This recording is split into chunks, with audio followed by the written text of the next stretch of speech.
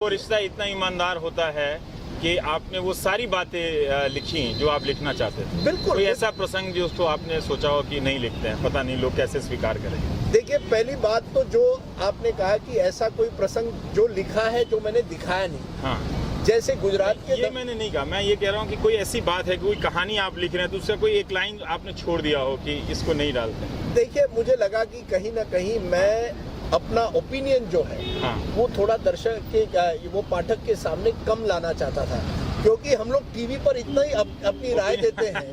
तो मैंने सोचा कम से कम किताब में मैं स्टोरी लिख रहा हूँ कि हमारे जो जनरली पत्रकार होते हैं अक्सर जब वो किताब लिखते हैं वो अपनी ओपिनियन लोगों पर ठोक देते हैं, जैसे हम कभी हमारे प्रोग्राम में करते हैं। मेरा विचार था कि एक कहानी मुझे कहनी है। मुझे लगा बड़ी दिलचस्प कहानी है। नरेंद्र मोदी किस तरह से प्रधानमंत्री बनते हैं, भारत में किस तरह से चुनाव होते हैं, और उसके बैकग्राउंड में ये अलग अलग कैरेक्टर जो आते हैं, हो रही हैं, राहुल गांधी और चीजें हो रही हैं। मैं उस पर बात करूंगा, पर मैं एक सवाल का जवाब जानना चाहता हूँ। 20 साल 25 साल की आपकी पत्रकारिता रही है और उन सब को संचित करके उस एक हिस्से को आपने एक किताब लिखी है। क्या मुश्किल रहा पत्रकार बनना इन 20-25 सालों में या लेखक बनना?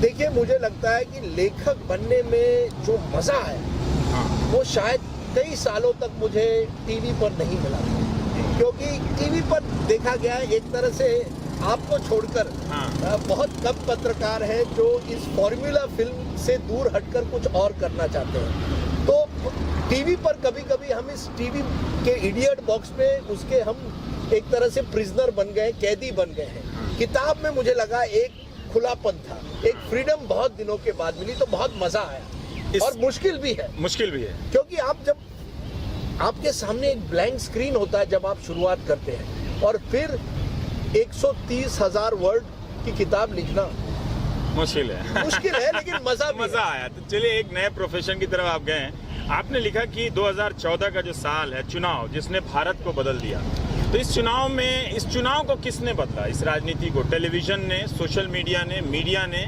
या एक ऐसे नेता ने जो इन सब को साधने की शक्ति रखता था?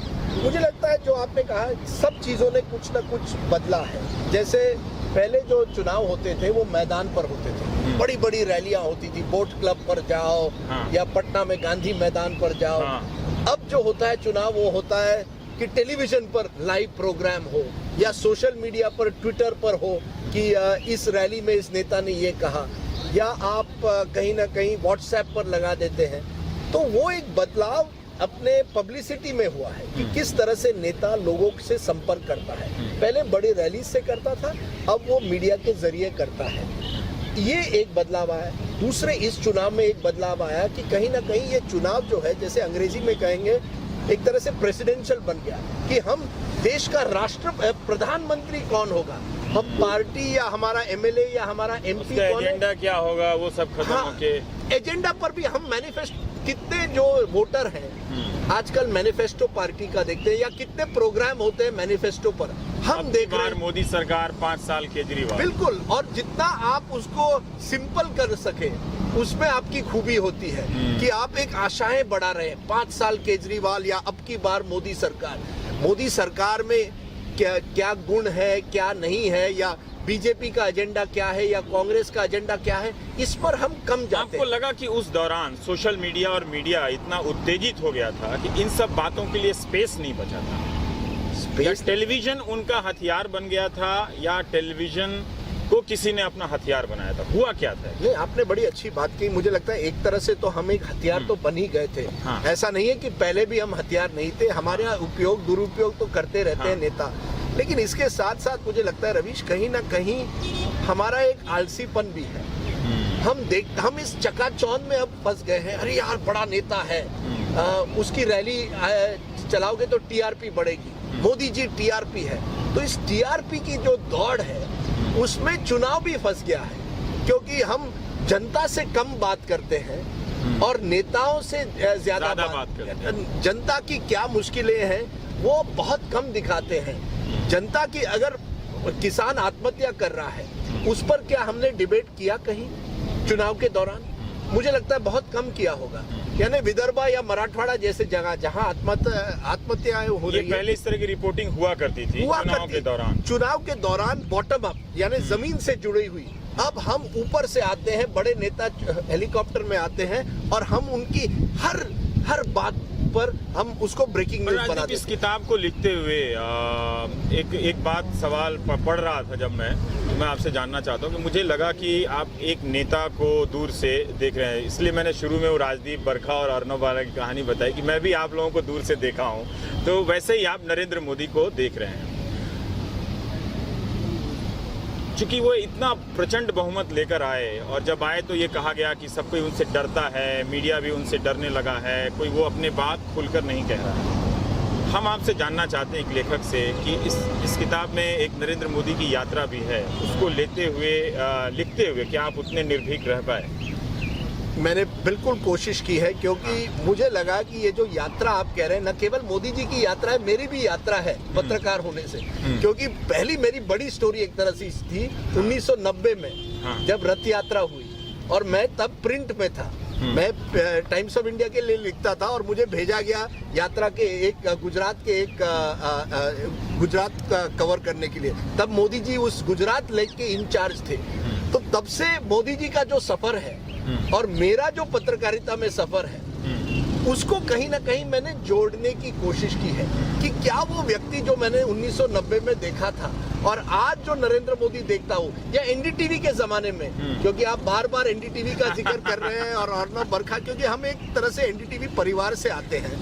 उस जमाने में नरेंद्र मोदी इसी तरह से ओबी वैन पर तैयार रहते थे हमारे लिए। 1 घंटा एक बार रुके थे क्योंकि बारिश हुई थी, ओबी नहीं चल रही थी। मोदी जी अपना छाता लिए हुए 1 घंटा रुके जब तक वो टीवी पर आए।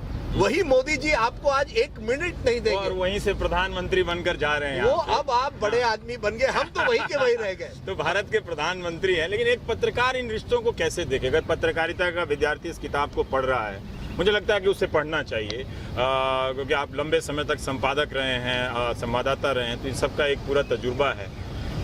कई जगह आपने लिखा है कि आम आदमी पार्टी के नेता ने कहा कि आपको टिकट दे देते हैं। अमित शाह आपसे कह रहे हैं कि तुम आम आदमी पार्टी में चुनाव लड़ो, तो आप कह रहे हैं कि आप बीजेपी से लड़ा दो, तो अमित शाह कह रहे हैं कि मैं ही विरोध करूंगा अगर बीजेपी से टिकट मिलेगा। मैं ये जानना चाहता हूँ कि पत्रकार इन नेताओं से रिश्ते रखने में वो लाइन कहाँ ड्रॉ करे? अगर उसे, कई बार लोगों को लगता है कि आपको राज्यसभा का ऑफर मिल रहा है या कुछ और पार्टी में इस तरह से कह रहे हैं, तो लोगों को लगता है कि शायद आप इतना घुल मिल गए हैं तभी वो आप पे वो ऑफर मिलता है। बिल्कुल सही रविश, और आपने पहले सवाल में इसके पहले भी कहा था आप कितने निर्भीक थे इस किताब लिखते हुए।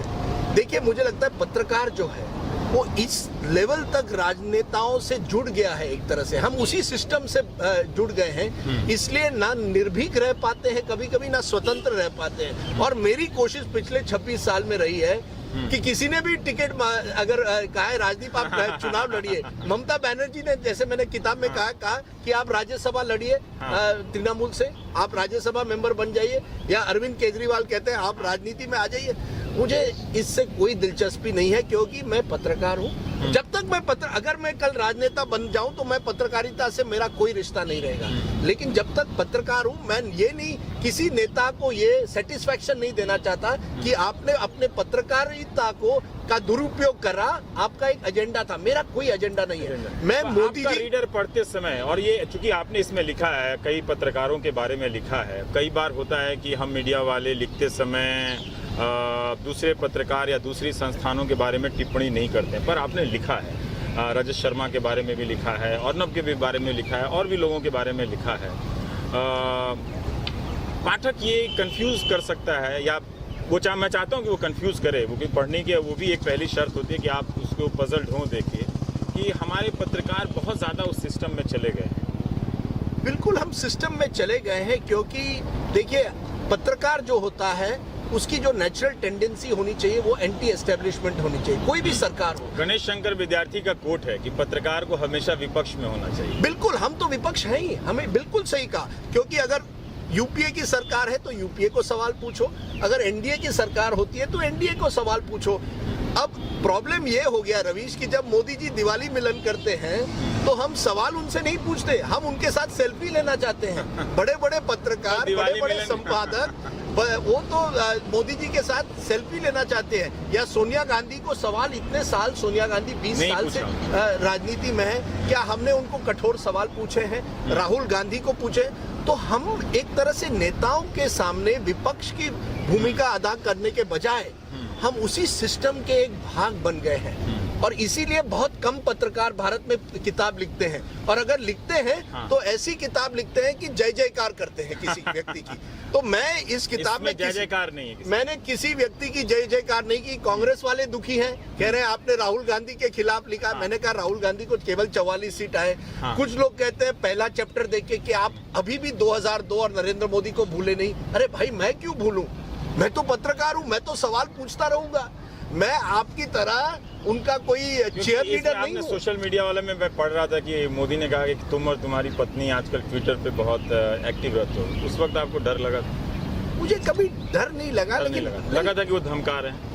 नहीं, धमका नहीं रहे, प्यार कर रहे हैं। नहीं, प्यार तो नहीं कर रहे थे। लेकिन ये तो जरूर लगा कि देखिए आज के जो नेता हैं वो ये भी देख रहे हैं कि आप ट्विटर पर क्या मुझे लगा ट्विटर जो है ये एक तरह मेरा पर्सनल स्पेस है। पर जब मुझे नरेंद्र मोदी जी ने रिमाइंड किया कि देखिए आप ट्विटर पर क्या लिख रहे हैं, तब मुझे थोड़ा डर नहीं, लेकिन मैं चौकन हो गया। हाँ, कि आप जो ट्विटर में लिखेंगे वो आपकी प्राइवेट स्पेस नहीं है, वो मोदी जी तक बात पहुंच रही है। पर देखिए, नेताओं से पत्रकारों का एक रिश्ता बन जाता है, खट्टा मीठा जो भी है। वो चलते फिरते टोक देते हैं कि आजकल बहुत खिलाफ लिख रहे हो, आजकल ठीक है। पर जब आपने पत्रकारों के बारे में लिखा, जैसे अर्नब के बारे में लिखा कि किस तरह से वो राहुल गांधी का इंटरव्यू लेने के लिए अपना पूरा TRP का चार्ट भेज देते हैं, या रजत शर्मा की, उन लोगों ने बाद में कभी कुछ कहा?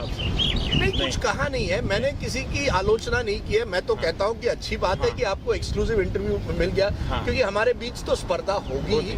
पर इस तरह से TRP चार्ट भेज देना कि ये लीजिए, ये देखिए, अब जैसे मैंने कहा रवीश, कहीं ना कहीं हमने पत्रकारिता को बॉक्स ऑफिस बना दिया है, और इसीलिए कुछ खबरें जो हैं वो जनता के सामने आज आती नहीं है। मैंने किसान के आत्महत्या के बारे में एक खबर दी है। आज के ज़माने में यूरिया के प्राइसेस जो हैं वो इस लेवल पर पहुंच गए कि कुछ इलाकों में किसान विरोध कर रहा है, वायलेंस पर उतर आया है, हिंसा हो रही है, लेकिन हम ये दिखाते नहीं है।